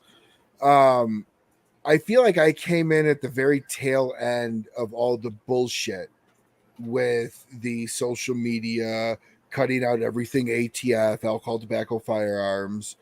So what advice would you give to somebody that's like, oh, I want to start like an interview show or something like that today versus what it was 5-6 years ago? Because it was a little easier 5-6 years ago from the standpoint of you didn't have YouTube fucking with your numbers like you do in the last year and a half. So what would you advice-wise tell somebody if they were starting now, how to move forward and own it? Don't rely on one social media platform. There are still so many cigar reviewers, bloggers, promoters, influencers, whatever you want to call them, that pick a platform and that is their predominant platform, be it YouTube, Instagram, TikTok now, and then they'll just stick with that platform. And that's dumb. Absolutely dumb. You've got to be prepared to work all the platforms, Instagram, TikTok, YouTube, Facebook, Twitter, Twitch, LinkedIn, Pinterest. You gotta work hard. You have to work harder now for nothing, for peanuts, essentially. You've got to bust your ass. If you want to make it, if you just want to interview, if you just want to review cigars, fuck it, just turn your camera on and do it. It's easy. Your iPhone, your Androids. I mean, top of the line. I mean, my Android shoots in 8K. So yeah. I mean, you got the best camera money can buy. Go out and buy yourself a $150 Rode Video Micro. And you got a great camera and a great microphone now. You're done. Just do it. If you have aspirations of being bigger, getting sponsors, having a show, you've got to put in the work. It's not easy. It sucks sometimes. Yeah, of doing this. It's when I want to smoke a cigar, first thing I ask myself a lot of times is, who do I owe a picture to? And it's not just who do I owe because they're paying me on the show. It's like, I think of, like my good buddy Juan Cancel with Protocol Cigars. Great friend of mine, never has paid me a dime of advertising. He's just a wonderful human being. I'll see his cigars in my humidor, and every now and then I'm like, I owe Juan a picture. He's a good dude, so I'll pull out that cigar. That is a 2-hour process of not just smoking that cigar. It's getting the perfect, Instagram photo, because you want to send him some love, and you also want to acknowledge that since it's a friend of yours that you're smoking his cigars, and You want that, get that word out, like, hey, these are great cigars. Other people should know about this. So yeah, sometimes it sucks. I mean, it's, being a cigar influencer, if you will. I mean, that is a 40-hour a week job. And most of the time that's for zero money. Yeah. So imagine taking a 40-hour a week job at McDonald's or Walmart or wherever and not getting paid for it. Not getting paid for 40 hours of work. Yeah, that's so just know it's not an easy lifestyle at all. And one of the first things, and I kind of brushed it off until I got into it a little bit more, but one of the first things in our conversations that you told to me was, well, have a lot of fun doing a lot of work for not a lot. Yeah. And I was like, oh, well, I mean, it can't be that much work. That's right then and there where I found out that the only way anybody ever lives, or not lives, but exceeds in this is because they want to. I jumped into this and I instantly got shocked to like a 2-hour video for a review, then 2 hours of editing, and then posting, and then promotion. Like it does suck up a lot of time, which was partially one of the reasons when my daughter was born that I cut out cigar reviews. Yeah. That and the fact that YouTube throttles us. And you went from like 500 views to like 35 views, and just wasn't worth the time. But that was the one thing I always tell people when they say, how'd you start? Because I've talked with a few people that I want to get going. And I'm like, just be prepared to put aside more time than you expect. Yeah. And people always say like, oh yeah, but I want free cigars. I want free product. So we just finished up the review we posted last week, the unboxing on the New Air ice maker. New Air sends me a lot of their products for free. I got to do an unboxing. I show people about it. I get to keep the product. There's no money on the backside. That ice maker, that was probably in itself 40 hours of work. If you watch that video, I was getting up at every 3 hours to empty out that ice maker. How much ice does it make? It's 3:00 in the morning. I'm setting my alarm to get up and empty out and weigh this ice for this video. And that one sucked because I had about 3 hours of editing into that video and lost all of it. So I had to start completely over with all my editing. And when you edit with twin cameras, that's a nightmare. So yeah, you get 30, 40, 50 hours into an unboxing. I'm like, I could have just bought the $300 ice maker for myself and not told anybody about it. So yeah, we get free product, but we work our asses off for that free product. Free product. So yeah, it's I tell everybody, expect to spend a year. You're going to spend, no less than 20 hours a week, but expect to spend 40 hours a week for a year just promoting yourself, getting your videos out there, learning, just learning in general. Editing was a bitch. Yeah, editing and just doing that for free for a year, and then start getting into people will take notice, like, oh hey, I really like what you do there, and they'll send you a box of cigars, or they'll send you a 5-pack of cigars, and then the one thing I tell people, especially the people that have been doing it for a year or more, they'll reach out to me for advice, and they're like, hey, this company, they want to send me a 5-pack of cigars, and they want me to do a couple of photos and like a video review and this and that, and I'm like, tell them no. I tell them you can buy your own cigars. Five cigars. I don't want to seem like a dick. I mean, that's the way I'm gonna come off. But 5 cigars, and you want me, do all this work for $30 worth of cigars, $40 worth of cigars? What's your time worth?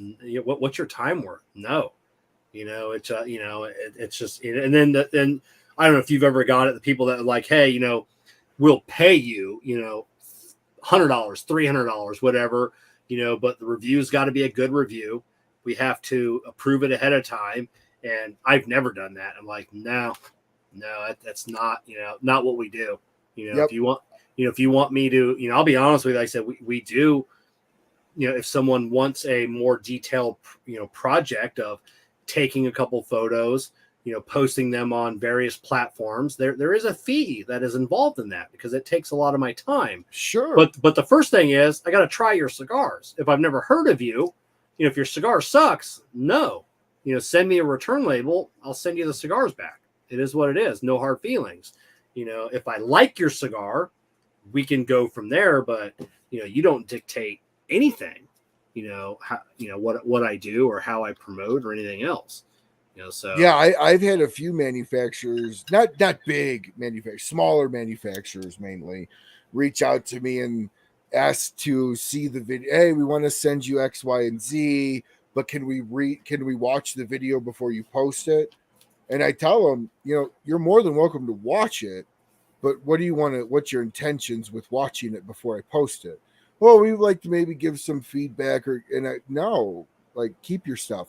The second you do that, you lose.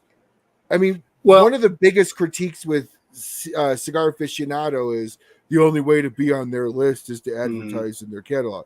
And you kind of get that thing. The only way to be liked by them is to pay them. Exactly. I want to give a big shout out to Kimmy Peng. She's in the chat panel tonight. Hey, Kimmy, with Reishing humidors. They got some beautiful, beautiful humidors. They do. They do. So hello, Kimmy. But yeah, it's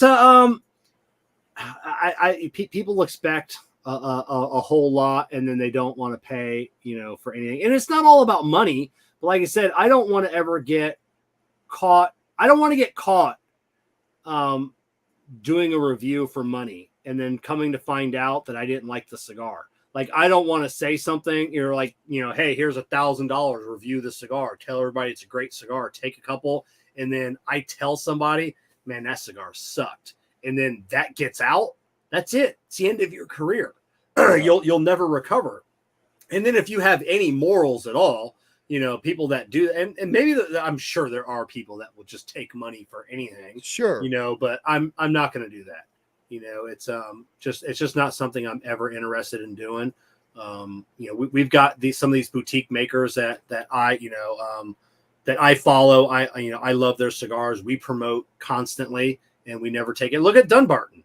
We've been, friends with Steve for a couple of years now. I think I said this on my last show or 2 weeks ago with Abe. I've never taken a dime from Steve and ever, for anything. No cigars, no money. I just smoke his cigars because I love his cigars. Same with, Protocol cigars. Same with Cavalier. Same with dozens of other companies. We smoke their cigars. We promote them. We put them on our social media platforms. And we do that because we love their cigars. They make great stuff. And we want to tell other people that we really enjoy these. If I'm doing that just for money, I don't know, you got to be a special kind of sociopath to do that and enjoy it and whatever. It is what it is. If that's what you do to make a living, more power to you. So Kevin, what are some predictions that you have for this year inside the cigar world? And you can take that question to mean whatever it means. Predictions as in, I don't know. I'm just curious about what you see ahead for 2023 inside the cigar world. The only thing in the cigar world that I will see, I think by the end of the year, we're going to have a closer decision on infused and flavored cigars. I'm starting to get nervous on flavored and infused cigars. We got more states, that are banning flavored cigars, and I think infused cigars are being lumped into that category of flavored cigars. So I think we're going to be closer to seeing an outright ban on flavored cigars before the end of the year. Which I'm hoping is not the case. I'm hoping it's not the case. The FDA's eventually got to decide what a flavored cigar is, what an infused cigar is. Does the Upsetters by Foundation, does the Cuba Cuba by Drew Estate, does are those, because they are infused cigars, some people will say they're flavored, so what, I mean, it's not a grape Tatiana. That's a flavored cigar, pure and simple. That's the definition of a flavored cigar. And I've been saying it for 2 years now. They're willing to give up flavor, infused cigars. They're willing to cut off their hand to save the arm. But, when I tell people, I go that spreads. I say you cut off the hand to save the arm, and now you're cutting off your forearm, to save your bicep. And then now they're taking the whole, once the FDA comes in and takes one thing, you think they're going to stop with that? Give them an inch, they take it a mile. That's it. So that's the only thing I see. I would assume by the end of the year, we're probably going to have a closer realization on the fate of what is a flavored cigar, what is an infused cigar, what is a premium hand rolled cigar. So there's a lot of ups and downs right now. I think the cigar industry, I think we're going to come out unscathed. I'm hoping Marco Rubio, he's introduced the bill, every year now to take premium hand rolled cigars out of the authority of the FDA. But that comes with a caveat of cigars weighing no less than whatever, pounds per thousand. Can't be anything to do with machines. It's got to have a price point of $10, which I think is going to hurt a lot of people, because I think you're going to see it. I think you're going to see a lot of price jumps. Factory smokes. And the factory smoke. Yeah, it's a great cigar, short fill cigar. It's a good cigar, but you take a fantastic cigar like the Charter Oak Maduro by Foundation Cigars. Yeah, I mean, smokes like a $12 cigar at $6. Does Nick gonna have to raise the price of that cigar to $10? If he does, that means the Menelik or something else, that can't be $10 anymore. Now that cigar's got to be Olmec. Yeah, the Olmec. Now that cigar's got to be $20, because you can't. If you have the choice between an Olmec at $10 and a Charter Oak at $10, obviously you're going to choose the Olmec. It's hands above. Hands above a better cigar. So I don't know. It's not a scary time anymore. I don't think people are as scared and as nervous as they were 3 years ago. I think we're seeing the light at the end of the tunnel, and I think we're going to be okay. But I think a lot of things aren't going to be okay. So I don't disagree with you. I think a lot of people are on edge, and I agree with you. As somebody that's not an infused or flavored cigar smoker, I still look at acids and even Tatianas as like entry level to people getting into the non-infused world, because nobody can dispute acid is the number one cigar that people smoke to get into cigars. Acid is the number one selling cigar on the planet. Correct, exactly. So I don't think there's any dispute on that. But what is the Kevin Shahan definition of infused versus flavored? I don't know how Tatianas are made. I don't know how Drew Estate Acid Cuba is made.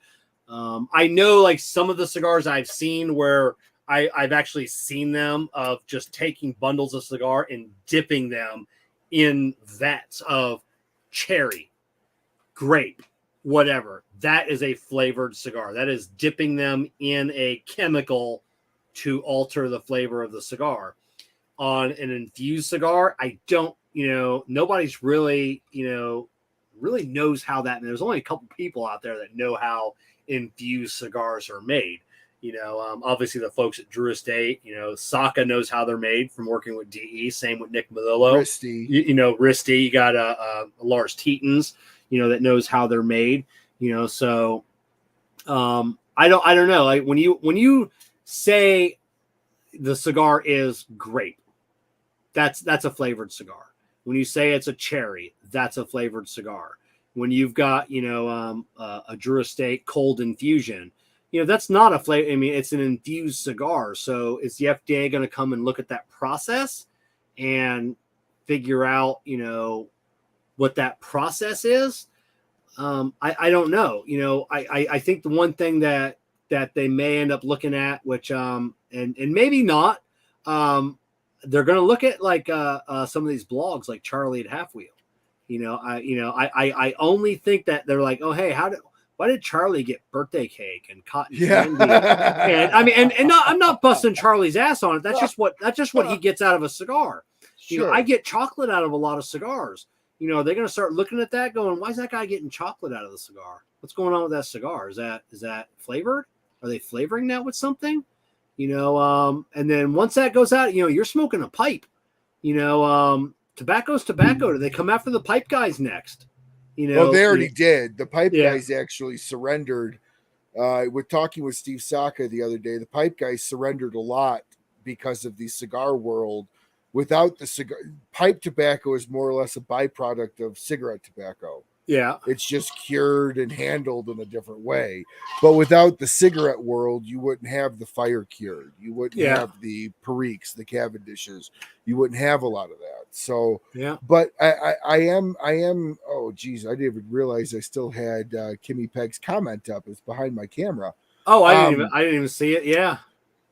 So do you fear that the FDA comes in and says, okay, this is the process that needs to be used, and now Acid has to change their process to follow the law?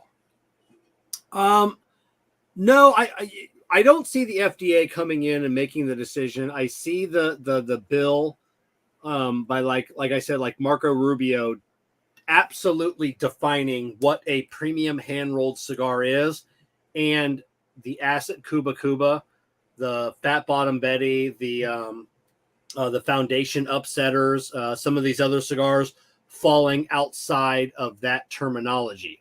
So now, so the rest of us, we're safe. We'll keep doing our thing. We're safe. For now. For now. And then what happens with, which I honestly see, I think the bill is eventually going to pass. I think the regulation of premium hand-rolled cigars are going to be yanked from the FDA. Once they're defined, it's 10 pounds per thousand, whatever it is, $10 price point, this, and this. Those cigars are now out of the control of the FDA. They can't regulate that anymore. That leaves everything else. And that leaves all these other manufacturers scrambling, and then the FDA coming up with new rules, new regulations for everything that's left over. I don't see, the Acid Cuba Cuba going away. I see, some of the companies, I don't know how big the Upsetters line is to Foundation and Nick Melillo.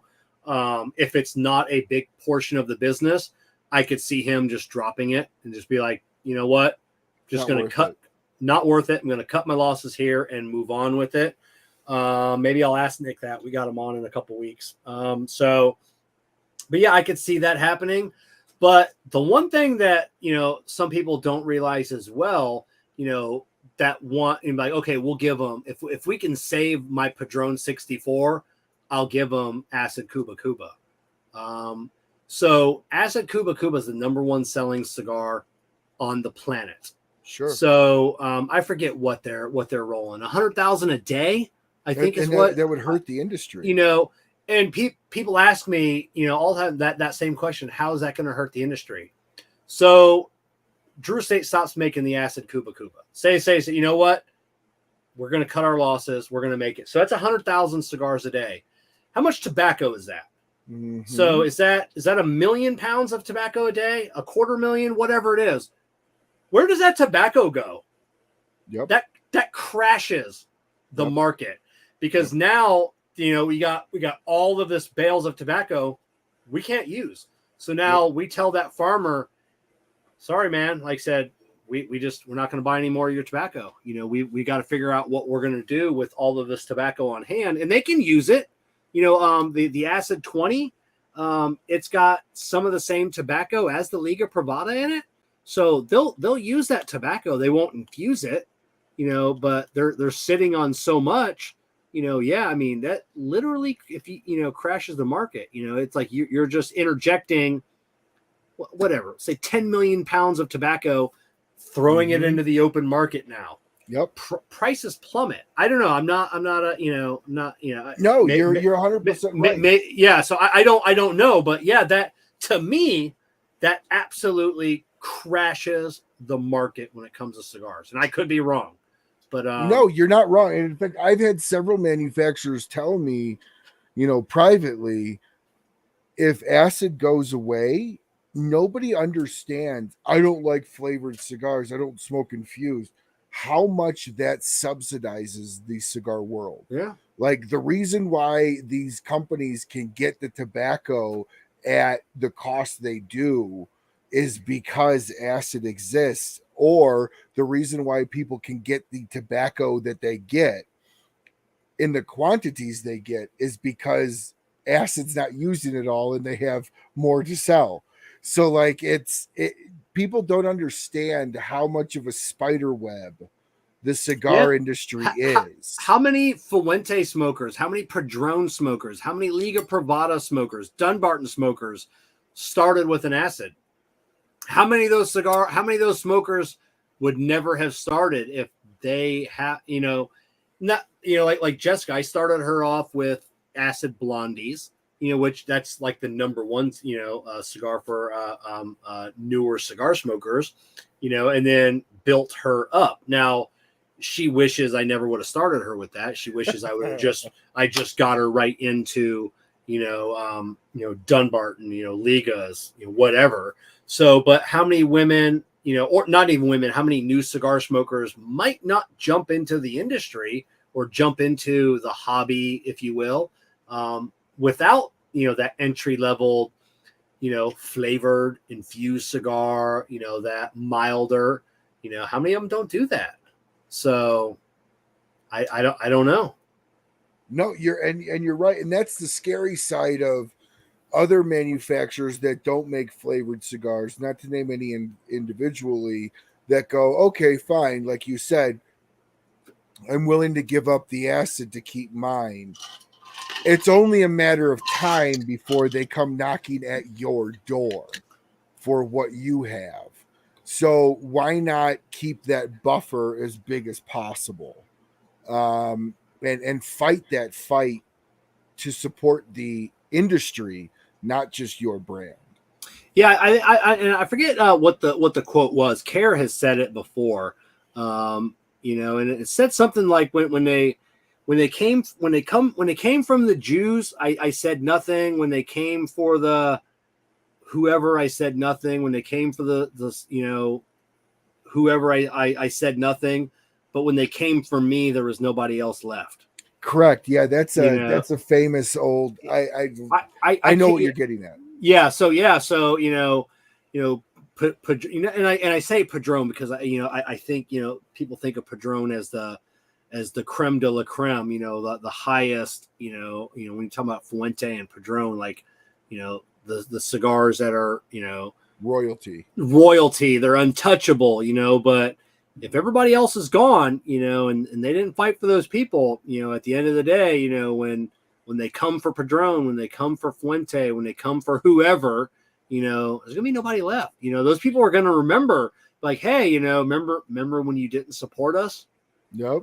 We're not gonna support you. We're not gonna fight for you or with you. Yeah, Bruce makes a good point here. Yeah. People complain about junk mail, but don't realize that without junk mail, it would cost you $10 to send a letter. Now, I added to what he said, but essentially that's not lying. How much junk mail do you get? I throw 90% of my mail away. Yeah. But I don't realize if that 90% of the mail that I throw away wasn't there, how much it would cost me to actually send a letter, So, Kevin, in wrapping up the show, I know you don't put out, or at least I'm almost positive because I thought you pretty close. You don't put out like a 25 or a 10 list, or you didn't this year.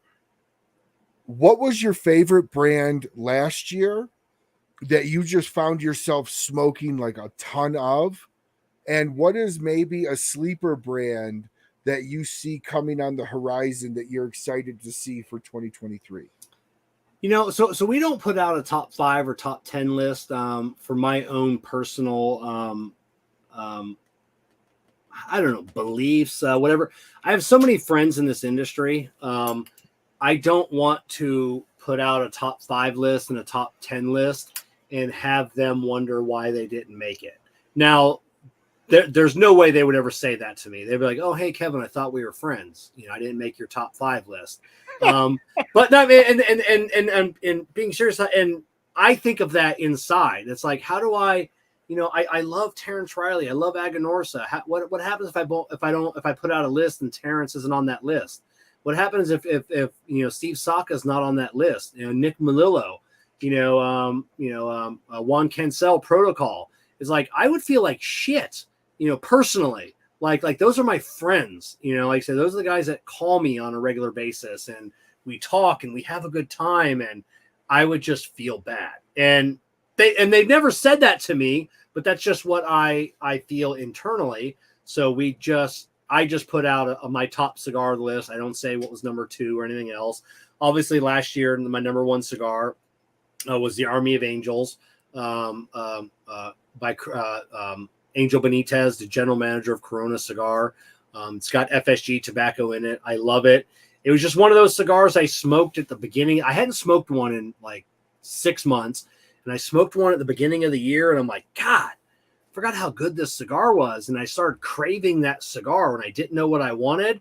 I'm like, man, I really want like an Army of Angels. So I smoked that cigar and smoked it. And then for the rest of the year, I was holding every cigar to that cigar.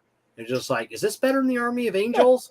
and I'm like, no, it's not. So, so it ended up being my number 1 cigar.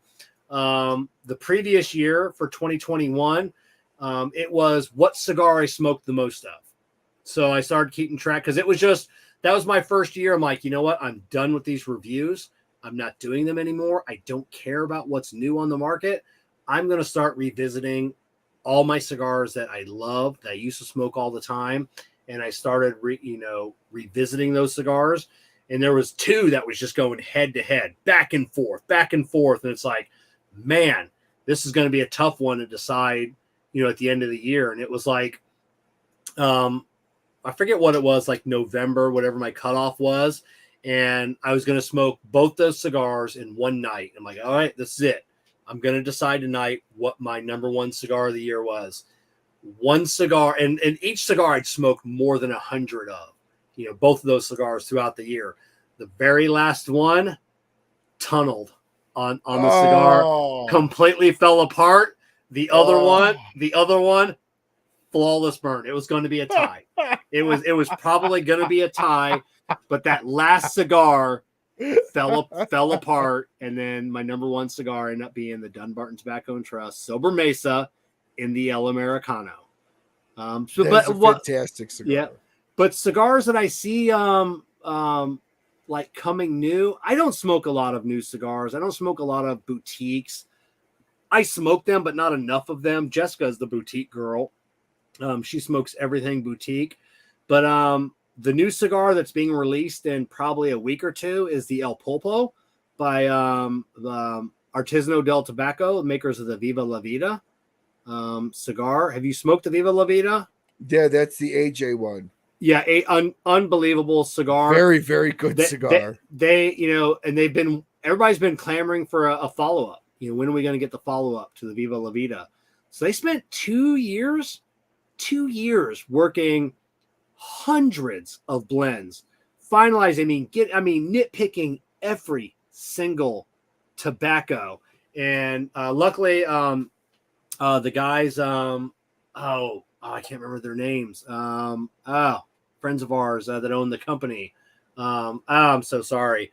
But they finally reached out to me because I had asked them, multiple times, when you guys coming out with a new cigar, and they sent us a couple of the pre-release a couple months ago, and oh my God, I mean, just mind-blowingly good. And then I just saw they announced last week that those will be hitting the shelves soon. So that's a cigar a couple of years in the making. I think you're going to see that cigar in the top 5 of a lot of lists this year. Is that good? Is that I'm looking forward to it. The Viva La Vida was absolutely fantastic. So in closing the show, Kevin, I'm going to do for the first time, because I know the showman that you are. You can close the show however you want. Talk about whatever you want for the last few minutes here. The floor is yours. All right. So I just lit up a K by Karen Berger Don Kiki cigar. And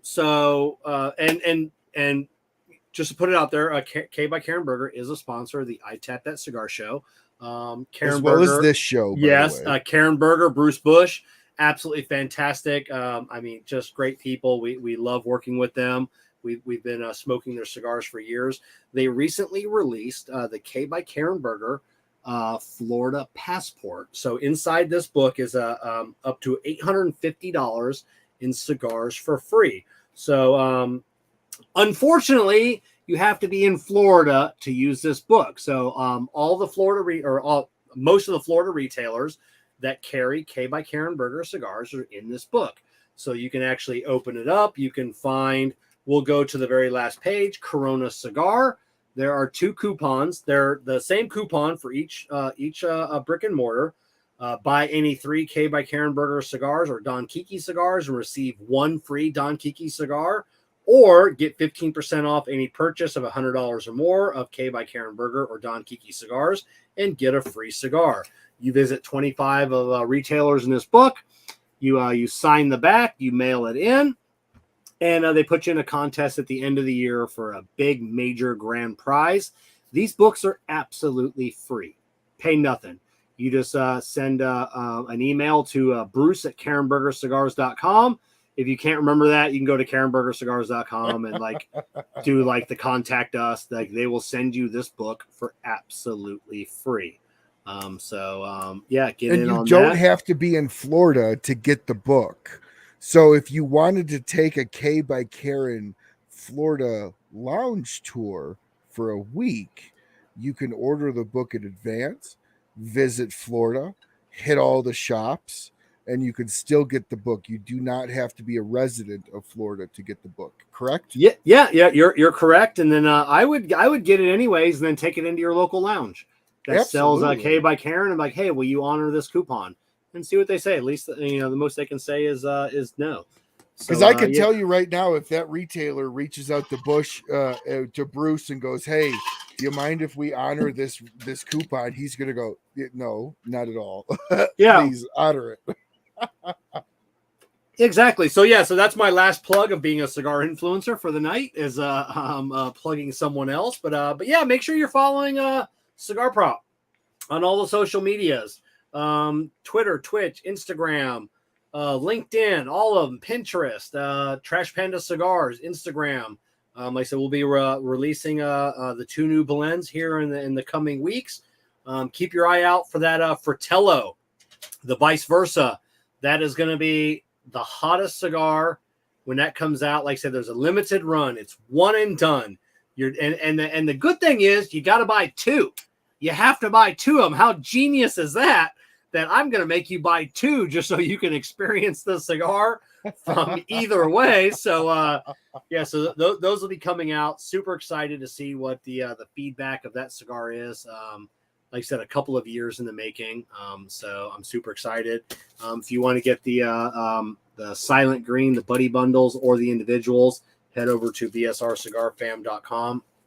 You can still pick those up. And When does the Vice Versa hit trashpanda.com? As soon as they land. It's like the first week. So within the next 7 to 14 days, you're going to see those cigars. They've landed here in the States, so they're sitting in the warehouse. So now it's Fratello is going to be putting all the orders together for all the retailers that had pre-purchased them. They are completely sold out. So if you have a retailer that wants them, they're out of luck. So the retailers that pre-ordered, those are the only retailers that will be carrying them. They are not like sold out as in you can't get them. They're just pre-sold out for all the retailers. So everybody will have a chance to get those cigars. So awesome. Well, I'm looking forward to trying those. I saw those at PCA. I saw those since you've been talking about them. I'm very interested by them, and I'm very excited to be able to get my hands on those, and definitely jump over to Trash Panda, trashpandacigars.com or trashpanda.com. Yeah, trashpandacigars.com. And buy all of your cigars that you could buy from them. Kevin just actually did a big 5-pack sale, if I remember correctly. Yeah, we've actually got a lot of cool stuff over there. We got some vintage stuff. We got some crazy good deals. And every now and then I'll come across a retailer that will reach out to me and be like, hey, I've got like X amount of cigars. I nobody wants 100 cigars. Like there's no other online retailer. I'm like, but 100 cigars, I'm like, I'll take them. You got 50 you can't get rid of. I can put them in 5-packs, so I only create 10 5-packs. Like, who wants to do that? Corona, Smoke In, 2 guys, they can't do that. You can't do 10 5-packs. That's unheard of. But I can do that being a smaller guy. So yeah, so we've got that. We've got we do have I don't know, knock on wood, we've got maybe a couple thousand cigars coming in, of some super unique stuff that I'll honestly be able to say I have the only inventory in the industry. So kind of cool. Some cigars that have you can't get, you'll never be able to get. So it's kind of a sneak peek into that. That might be Q2 of next year. So, but yeah, that's what Trash Panda is all about. We're just, we call it dumpster diving.